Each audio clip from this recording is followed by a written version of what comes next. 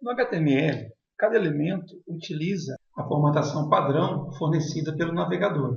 Essa formatação pode variar de navegador para navegador, pois, apesar de seguirem as sugestões do W3C, às vezes acontecem erros de interpretação da especificação. Além disso, o W3C apenas sugere o uso de formatação e não obriga. Para alterarmos o aspecto visual de um elemento HTML, o W3C recomenda que utilizemos o CSS, Cascading Style Sheets, ou folhas de estilo em cascata. Atualmente, o CSS encontra-se na versão 3. Nós podemos utilizar o CSS em um documento HTML de 3 formas diferentes. Definindo as propriedades CSS diretamente no elemento HTML, através de seu atributo Style, definindo as regras CSS dentro de um elemento com a tag Style, ou definindo as regras CSS em um arquivo à parte do documento HTML.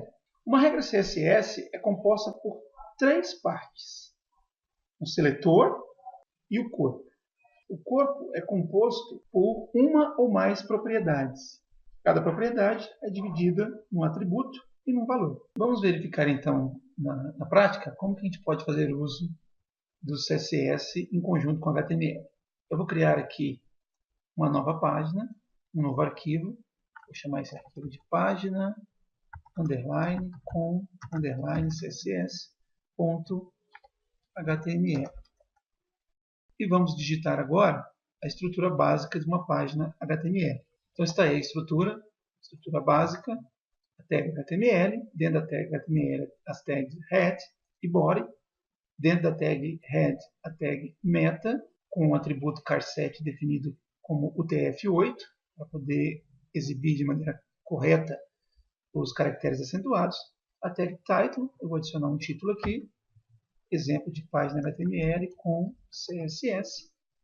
E aqui na tag body eu vou adicionar um parágrafo com CSS e um parágrafo sem CSS. Se eu salvar essa página e exibi-la no navegador, como nós vimos nas aulas de HTML, não haverá diferença de formatação entre esses dois parágrafos. Vamos ver?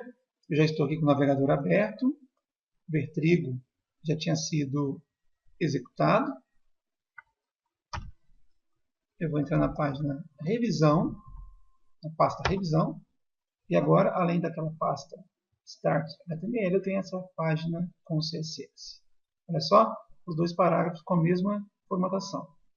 Vou agora retornar aqui ao código-fonte da minha página para poder fazer as alterações adequadas. Então, uma das formas de se aplicar o CSS a um documento HTML é através do atributo Style.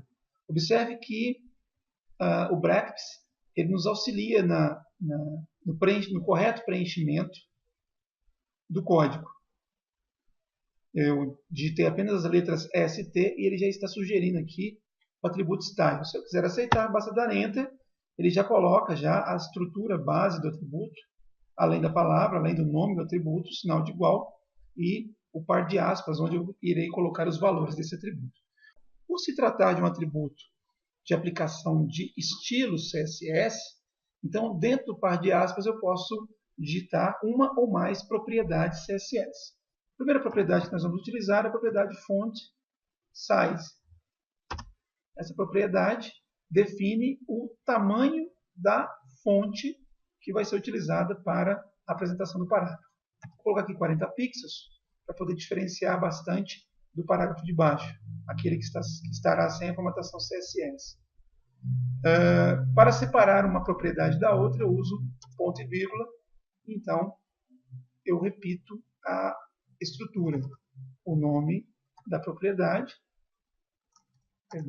color, e o valor da propriedade, red, por exemplo. Então, qual que é a ideia? Eu estou formatando esse parágrafo utilizando o estilo que define o tamanho da fonte com 40 pixels e a cor da fonte vermelha. Vamos salvar, Ctrl S, e vamos ao navegador para ver como que ficará a nossa página.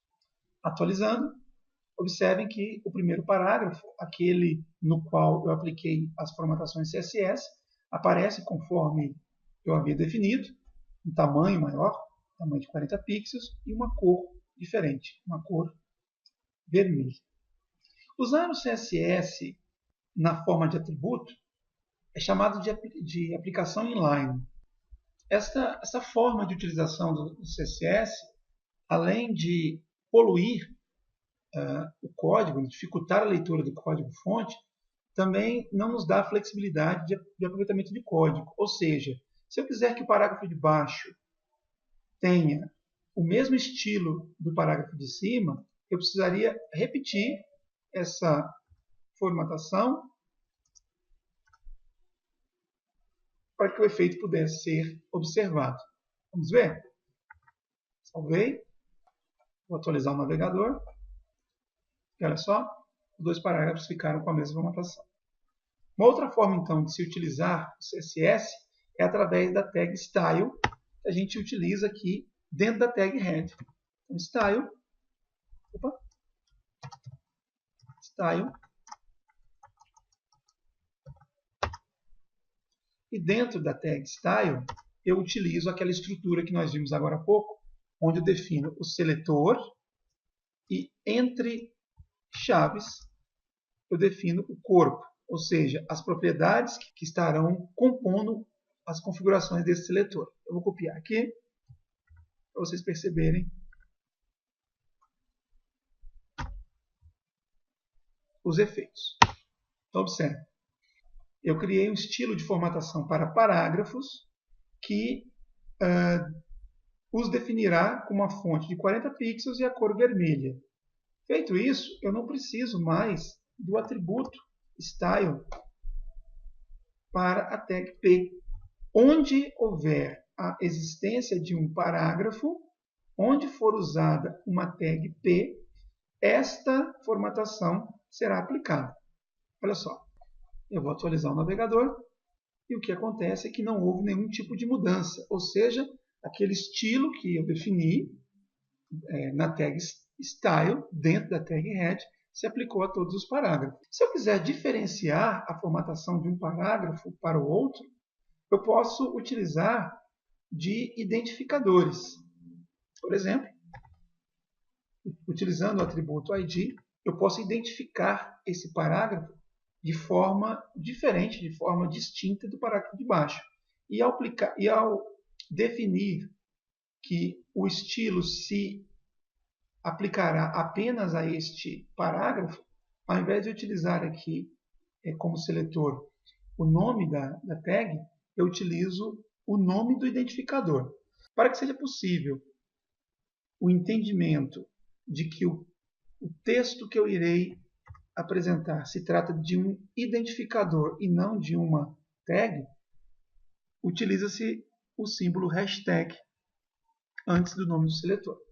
Então, com essa estrutura, eu estou dizendo que o elemento que possui o identificador P1 receberá essas formatações. Portanto, o primeiro parágrafo será formatado dessa forma, enquanto o segundo parágrafo ficará com a sua formatação padrão. Vamos ver? Vou atualizar a página e vocês observem que o primeiro parágrafo foi formatado e o segundo parágrafo não.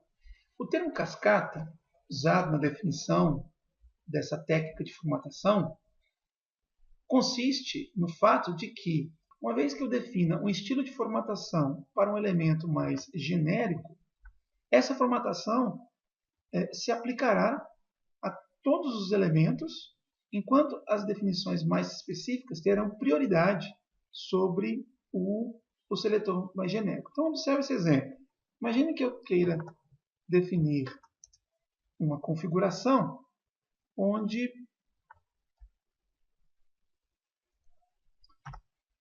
todos os parágrafos sejam formatados com fonte de 40 pixels e cor azul. Porém, eu quero que o parágrafo cujo identificador seja especificamente P1 tenha uma cor diferente, uma cor vermelha. Observe que aqui eu tenho um conflito de configurações. Eu estou dizendo que a cor do parágrafo vai ser azul, aqui, e aqui eu estou dizendo que o parágrafo que contiver o identificador P1 terá cor vermelha. Tá? O que o CSS faz é o seguinte: as configurações não conflitantes são aplicadas a todos os elementos definidos pelo seletor.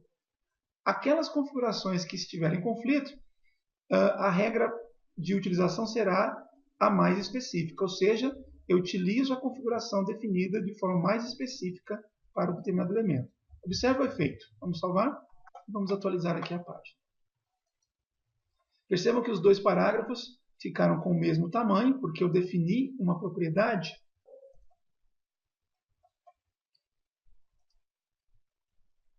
Percebam que os dois parágrafos ficaram com o mesmo tamanho, porque eu defini uma propriedade font size de 40 pixels para todos os parágrafos. Da mesma forma, eu defini uma propriedade color azul para todos os parágrafos. Porém, apenas o segundo parágrafo ficou com a cor azul. Por quê? Porque o primeiro parágrafo, apesar de ser um parágrafo, ele tem o identificador P1. E foi configurado nessa linha de baixo que o elemento que tiver o identificador P1, diferentemente de qualquer outra regra que tenha sido estabelecida, ele terá cor vermelha. Então, o primeiro parágrafo ficou com a cor vermelha. Por fim, a terceira forma de se utilizar o CSS é através do uso de um arquivo à parte. Então, nós vamos criar aqui um arquivo chamado estilo.css. E nesse arquivo eu vou copiar as configurações que nós havíamos feito no arquivo HTML.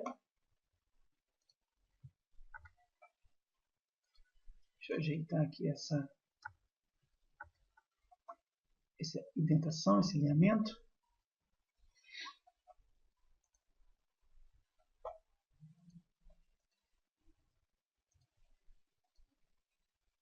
Ok? E aí, para poder vincular o arquivo CSS que nós criamos com o arquivo HTML que nós tínhamos, ao invés de se utilizar a tag style, como havíamos feito anteriormente, a gente vai utilizar a tag link. Nessa tag nós vamos dizer que se trata de um arquivo de folhas de estilo. O link está relacionado com um arquivo de folha de estilo. O tipo é text CSS.